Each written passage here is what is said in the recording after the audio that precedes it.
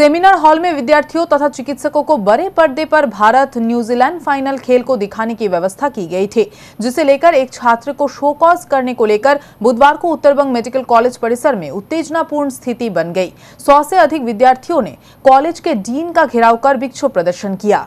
पिछले रविवार को भारत न्यूजीलैंड के बीच चैंपियंस ट्रॉफी का फाइनल मैच खेला गया था, जिसे लेकर विद्यार्थियों ने अपनी कोशिश से कॉलेज के LT4 में खेल देखने की व्यवस्था की थी। उनका मानना है कि कॉलेज प्रशासन की अनुमति लेकर ही ये आयोजन किया गया था। मंगलवार को कॉलेज के डीन अनुपम नाथ गुप्ता ने अचानक सनी मन्ना नाम के एक इंटर्न छात्र को शो कॉज किया, जिसमें सेमिनार हॉल में बिना अनुमति के खेल दिखाने को लेकर कारण पूछा गया है, जिसे लेकर बुधवार को डीन का घेराव कर विद्यार्थियों ने विक्षोभ प्रदर्शन किया। ম্যাডাম তারা কি বলছিলেন যে আমাদের সেকেন্ড ব্লক আমাদের পরীক্ষাকে দেখবে, এই ভয়ের পরিবেশ তৈরি হবে কেন কলেজে? আবার যে স্টুডেন্ট অ্যাফেয়ার্স আপনি কলেজে কিছু জানতেই পারছেন না, তারা ডিন অফ স্টুডেন্ট সাহেব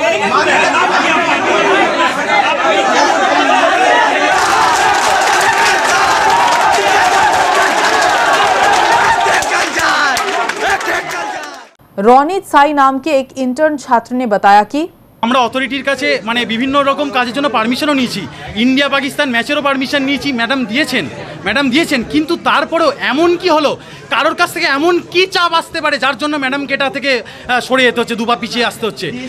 আমাদের কলেজে কোনো রকম ছাত্রদের রিক্রিয়েশনের রুম নেই, তাহলে যতক্ষণ না রিক্রিয়েশনের রুম তৈরি হচ্ছে ততক্ষণ তো এইটা ব্যবস্থা করা উচিত। আজকে খেলাধুলা প্রমোট করা উচিত কাদের? অথরিটির। স্টুডেন্টরা কেন করবে? স্টুডেন্টরা নিজেদের পয়সা খরচ করে করবে? দিচ্ছেন তো রাজ্য সরকার 2 কোটি টাকা, যা খবর আছে 2 কোটি টাকা করে দিচ্ছেন, তারপরেও কি সমস্যা হচ্ছে যার জন্য এটা হচ্ছে না?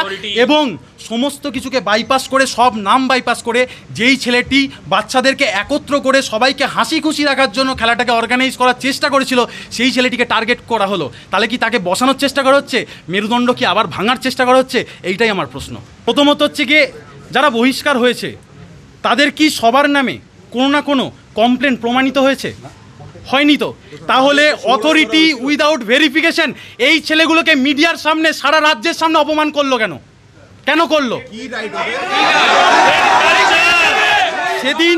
সেদিনও অথরিটি ভেরিফিকেশন ছাড়া কাজ করেছে, আজও অথরিটি ভেরিফিকেশন ছাড়া কাজ করেছে। তাহলে 6 মাসে পরিবর্তন কি হলো? গত ডিন স্যার যিনি ছিলেন তাকে জোর করে হয়তো সেদিন করা হয়েছিল, তার বিরুদ্ধেও প্রমাণগুলো কিন্তু যে অভিযোগগুলো প্রমাণিত হয়নি।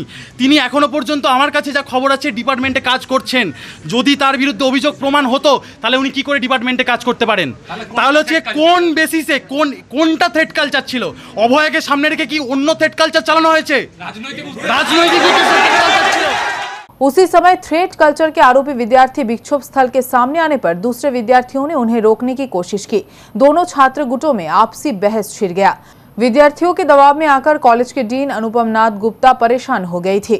उन्होंने शोकॉज की बात को स्वीकार करते हुए कहा कि उनके पास खबर थी कि सनी मन्ना नाम के उस छात्र ने ही सेमिनार हॉल को खोलकर खेल दिखाने की व्यवस्था की थी, लेकिन उन्होंने अनुमति लिया था या नहीं ये उन्हें नहीं मालूम।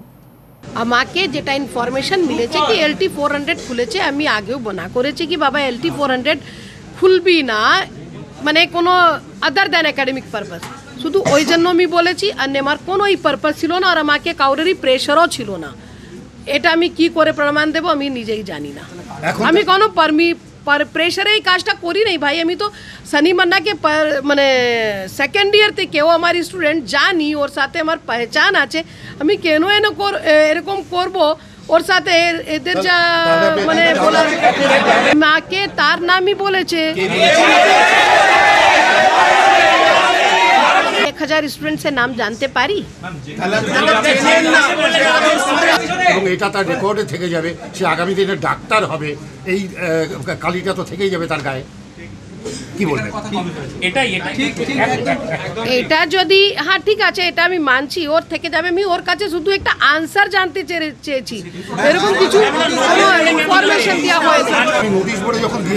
আমি নোটিশ বোর্ডে দিই নেই। আমি প্রিন্সিপাল অফিসে যেই ছেলেটা থাকে তাকে বলেছিলাম এটাকে কমিউনিটি মেডিসিন ডিপার্টমেন্টে দিয়ে আসো, ঠিক আছে? নোটিশ আমি নিজে লিখিও না, যারা লিখে তারা হতে পারে কপি টু লিখতে গিয়ে পুরাটা কপি করে দিয়েছে। আমি ওটার জন্য আপনি যখন সানি মান্নাকে পার্সোনালি চেনেন তখন তাকে ডেকে নিয়ে জিজ্ঞাসা করতে পারতেন, না করে তো সোজা আপনি ই করে দিলেন, শোকজ করলেন। এইখানেই প্রশ্নটা আসছে, এইখানে কি উত্তর দেবেন ম্যাডাম বলেন?